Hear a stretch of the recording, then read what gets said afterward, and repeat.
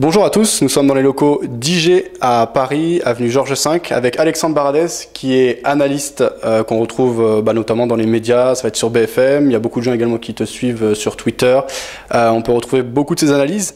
Cette interview est faite en amont d'une conférence qui aura lieu le 18 septembre au Salon du Trading à Paris. Vous pouvez y participer gratuitement. Alexandre, je vais te laisser nous présenter ton point de vue sur les différents produits majeurs qui font l'actualité en cette rentrée 2015. Alors on va faire un point sur la partie de devises surtout, c'est là-dessus qu'on va intervenir lors du salon.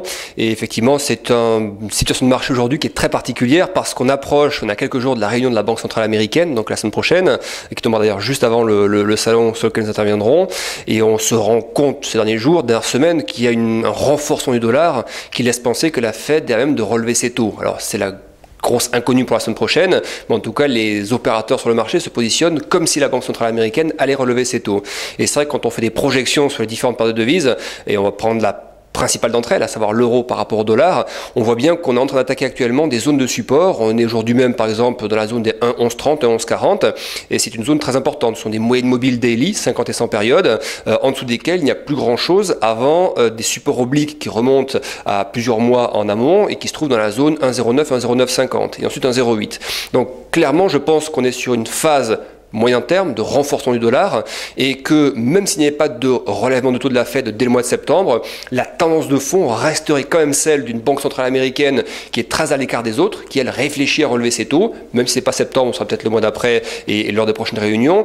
Face à elle, elle a des banques centrales qui sont toutes très accommodantes. La Banque du Japon, la Banque centrale européenne, la Banque centrale suisse également. Donc on ne peut pas faire d'autres projections à moyen terme que celle d'un renforcement du dollar par rapport aux principales paires de devises. Ok, très bien.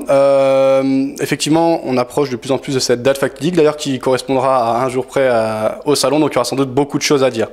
D'autres sujets font l'actualité, on a beaucoup parlé de la Chine, un mot peut-être sur le yuan et justement l'environnement chinois. Quel est ton point de vue sur ce dossier? Alors c'est effectivement ce qui a agité les marchés au mois d'août, le retour de la volatilité qu'on a vu au mois d'août, la très forte poussée de volatilité sur l'ensemble des marchés, c'était lié à la Chine. Je pense qu'il y avait une partie donc liée à la Chine et une partie liée également à la Fed. L'attente de la Fed a créé également de la volatilité.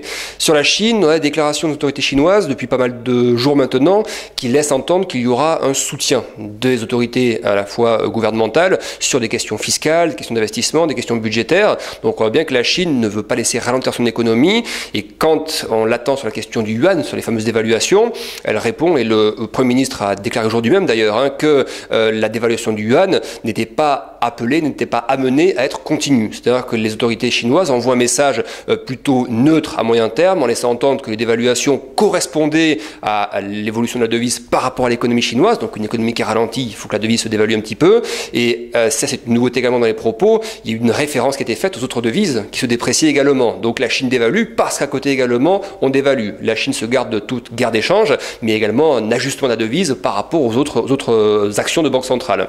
Donc, on ne peut pas considérer qu'il y aura d'autres ajustements très brutaux. Je ne pense pas qu'on assiste à une dévaluation à l'image de celle aussi puissante et forte qu'on a eu au mois d'août, mais en revanche, des ajustements temporaires et de temps en temps, ça reste une possibilité. C'est-à-dire de voir effectivement la Chine ajuster à nouveau si le PIB devait ralentir encore un peu, si la consommation intérieure devait ralentir un peu, les exportations également, la Chine pourrait encore ajuster un petit peu. Mais il me semble que la crainte générée par ces opérations, elle s'est surtout traduite au mois d'août. Donc je pense que même si d'autres opérations de ce type-là devaient intervenir, ça pourrait ramener des phases de baisse, mais beaucoup moins violentes que celles qu'on a vues au mois d'août.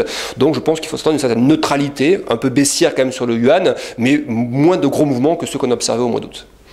Très bien. On vient de parler donc des deux sujets majeurs. Est-ce qu'il y a d'autres choses qui t'intéressent en ce moment? Oui, qui m'intéressent beaucoup parce que, oui, il y a deux choses qui m'intéressent et qui m'intéressent beaucoup, à savoir tout ce qui touche le Japon, par exemple, le voisin premier de la Chine.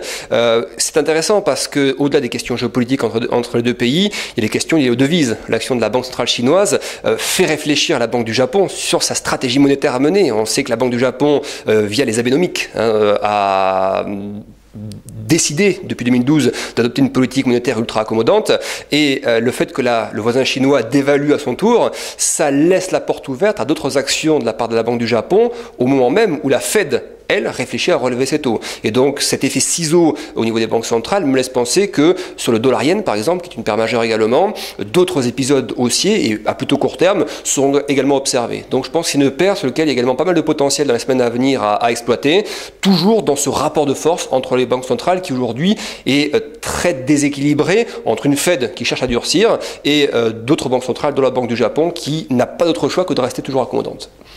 Très bien. Eh bien, Alexandre, on te retrouvera donc le 18 pour des analyses plus complètes avec notamment des seuils, etc. Merci pour toutes ces réponses. Merci à vous.